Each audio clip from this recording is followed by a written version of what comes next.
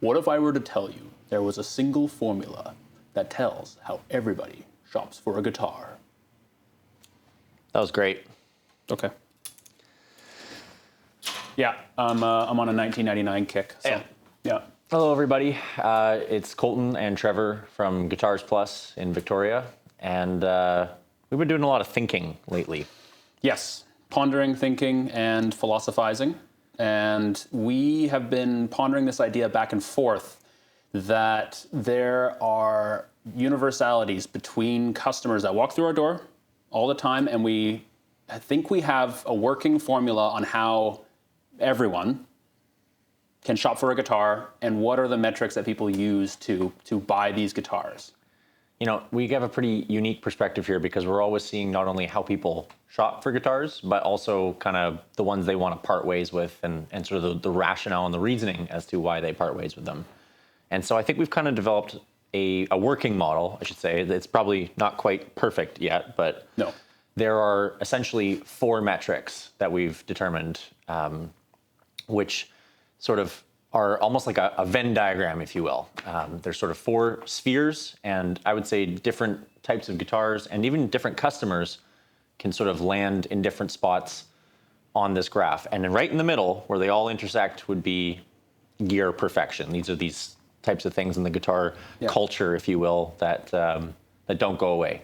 So the first part of the model we're calling lore, or what you might call provenance, pedigree, history even.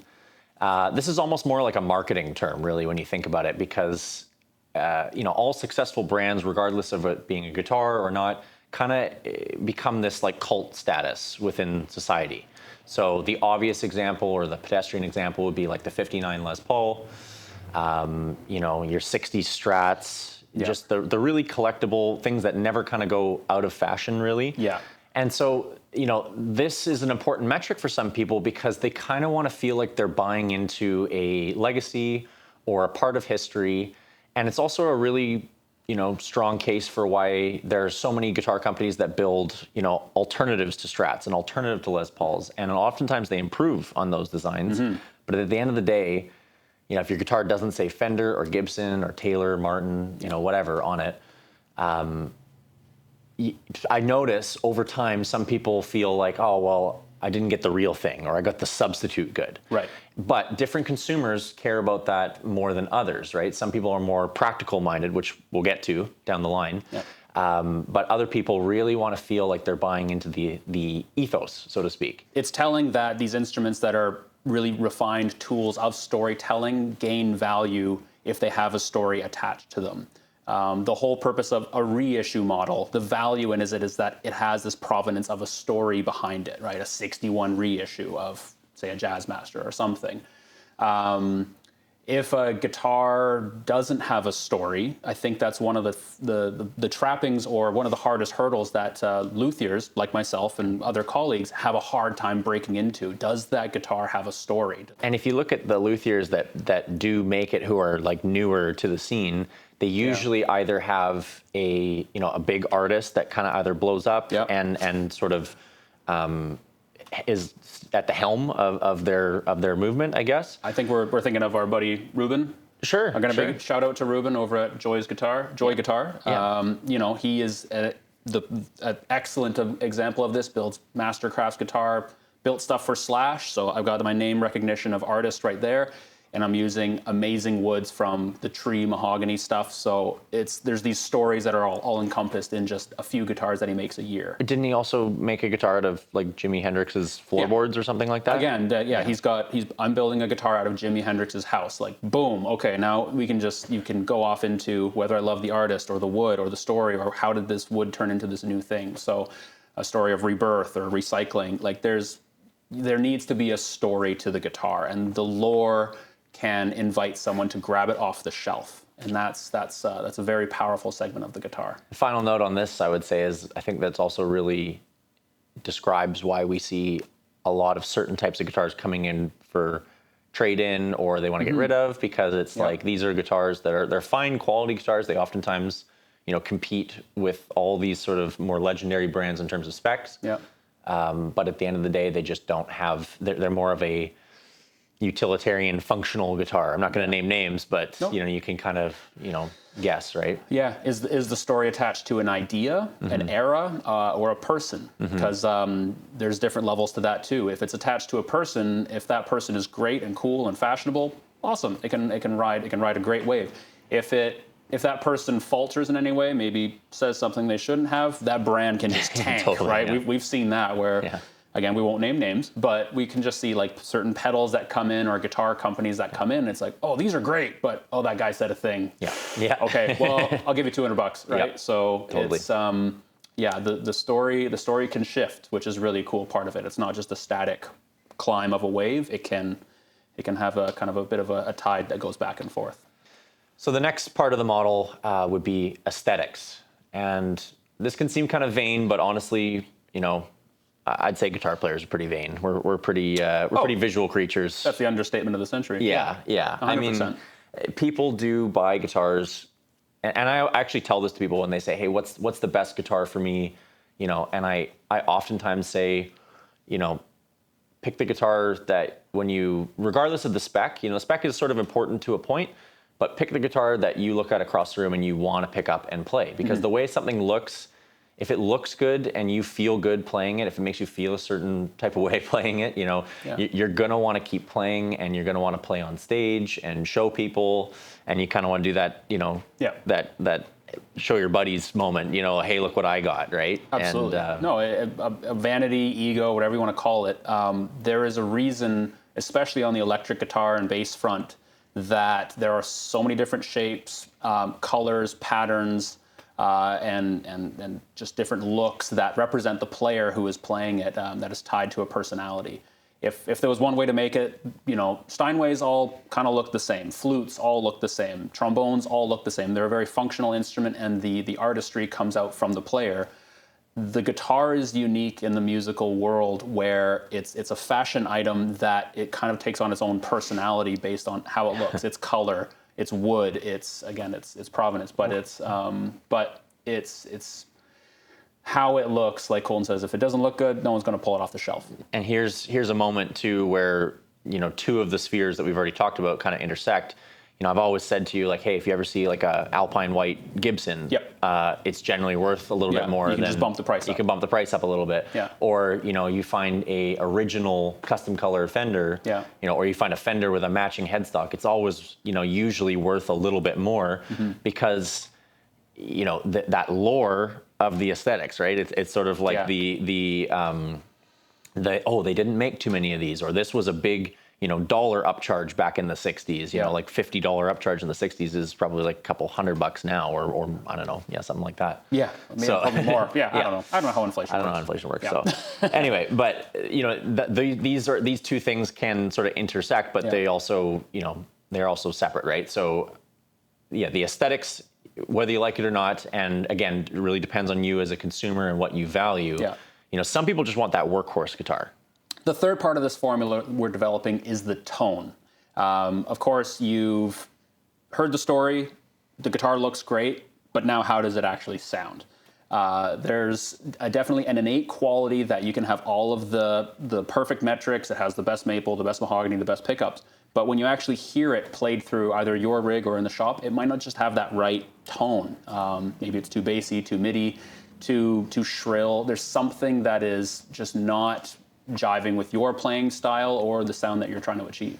And I think like the other important point is that certain degrees of it you can change. Yep. And there's a lot of it that you can't. Like especially on the acoustic side. It's like, I mean, we always say with acoustics, shop with your ears, not your eyes. Yeah. Because it is amazing how many people will prefer a more affordable or budget-friendly guitar that is just well put together over an expensive guitar that checks all the boxes, but it just doesn't have that tonal quality they're looking for. This is kind of an old adage you hear in a guitar store. It's like guitar store talk, but people say like, oh, if it sounds good unplugged, it's going to sound good plugged in. And there is a modicum of truth to that, I think. Sure. If you could strum a chord across like some Strat or Les Paul, and it just keeps ringing or something. There's an easy, quick rule of thumb way to tell like this guitar has resonant qualities that will be produced through an amplifier. Well, I also want to kind of, circle back to the consumer type here, like, because the people that are, there's a lot of people I talk to in the store who say, oh, I don't want to give away the last part of the model just yet, but they say, oh, if it does this, it does this, it does this, but maybe it doesn't sound, the way I want right now. They all, especially in the electric, they go, oh, that can be changed, right? They go, oh, I can swap the pickups. And, to a degree, that's true. But I also think that it's the guitar signal flow really is it's so hard to test any one component of it empirically, especially in a store environment, because you might get something that sounds awesome. In store, we might swap pickups for somebody. They try it and they go, this rocks. And then they take it home and they use those same pickups through their pedals and their amp. And then all of a sudden they don't like how it sounds, So it's very, very hard to empirically, at least in the electric world, do that. And even really in the acoustic world, because I would say this is a heritage building, exposed brick. There's nice acoustics in here. When the customers sit sort of in the acoustic corner, because we don't have an acoustic room yet. Not yet. When we banish them to the acoustic corner, there's this nice natural reverberation going on, and everything just kind of sounds larger. And then you kind of might take it home and go to a more regular everyday environment, and it's not going to sound bad, but it's just maybe not going to sound as magical as it might have been in the guitar store. So number 4 is, well, I don't want to spoil it, but I think this is the most important one, which is entitled to your opinion. Which is feel. It's this sort of, it's tangible, but it's also not as tangible as some of the other ones. Feel is entirely subjective to the player, and it's not just things like the neck or the size of the frets, but it's how does the guitar balance on your body?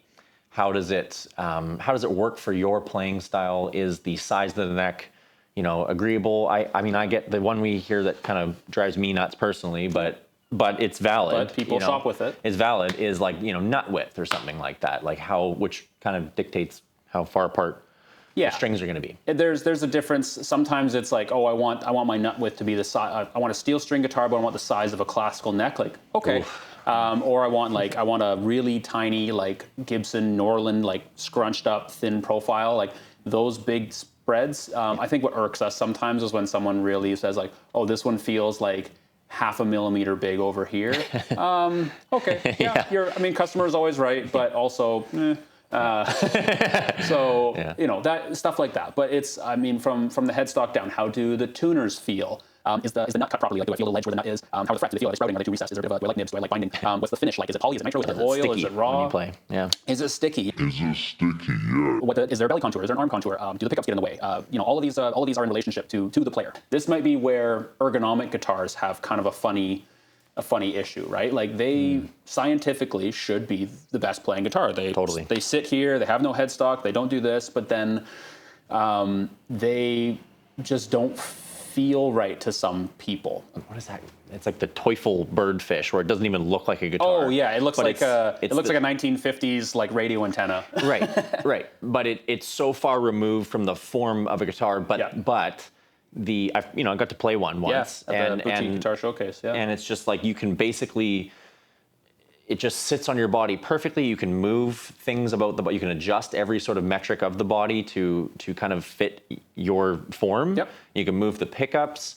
But at the end of the day, it's like, why hasn't that become, something like that another company has decided to copy? And why are we still building Strats and Tellys and stuff from the 50s? Right. And, obviously, for some people who just care about, let's say, the most efficient way to build a guitar, they're going to be interested in those types of guitars, like the more boutique or sort of more art deco, the ergonomic art deco avant-garde.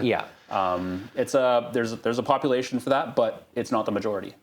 And so but this is really, now that we kind of have all 4 quadrants, we have kind of the lore, the aesthetics, the sound or tone, I guess, and then the feel. Now that you kind of see all those, you can kind of begin. It's a good place to start. So now that we have all 4 quadrants of this model kind of in place, we can also kind of begin to see what types of people or what types of consumers, gravitate to one sphere or the other, or a few of the spheres over the other, right?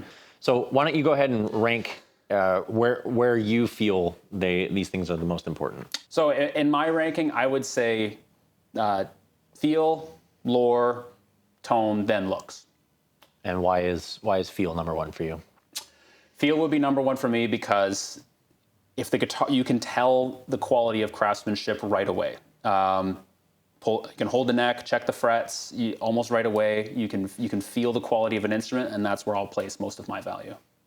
For me, I think I've been thinking about this as you've been talking. Be honest. Yeah, I think I have to be honest. I thought feel would be number one for me, but I'm not really like I'm not really like a spec guy anymore. Like I think I used to be when I was younger. We should make a note too. Like this is not set for per person. It could be per person. Like when we were younger, we had a different quadrant, and for every guitar, we can have different quadrants. But these things can move and evolve as we mature and change as players. And I think unfortunately, working in a guitar store, you kind of get swept up a little bit more in the lore because that's what most of the shop talk is about. Yeah. And, you know, like 10 years ago, I never would have owned a Les Paul. And now I do. You're showing your age now. Getting old. You're getting old, man. So actually, I do think that lore is probably the most important. But I struggle to say that because I'm also not like, I don't have the collector sort of gene as much as... Not yet, maybe. Yeah. But no, I would say, you bite onto a story pretty well, too, right? Like if there's like... There's been a couple of Les Pauls that you've really gravitated towards, and it's just like, I'm jumping on the lore bandwagon for Gibson now, where you would have scoffed at it a few years ago, totally, and just grabbed like, this pointy guitar feels great. So lore, then I'm gonna say, I should be really vain and say aesthetics, but I'm gonna say feel at that point because at the end of the day, you know. I mean, I wouldn't play like a poopy brown guitar either. Like, you know what I mean? Like, I wouldn't. Yeah. But I think feel is more important, especially for like, you know, studio or live, you know, use. More like studio use, I guess. Then I'll say looks, and then I'll say sound. Believe it or not, at the end. Really? You're more of an electric player. That's true. Yeah. For me, I'm an electric player, and I do think it's like, okay, I know I could take a really really cheap guitar, like even a Squier or something. Yeah. And if I put the right guts in it, it's going to get me close to what I want. Now, if you want to fight for that last sort of 5 to 10%, then you need to find a real, you know, sort of pearl, right? Yeah, pearl in the, or diamond in the rough. Diamond in the rough. That's maybe what I was trying to say.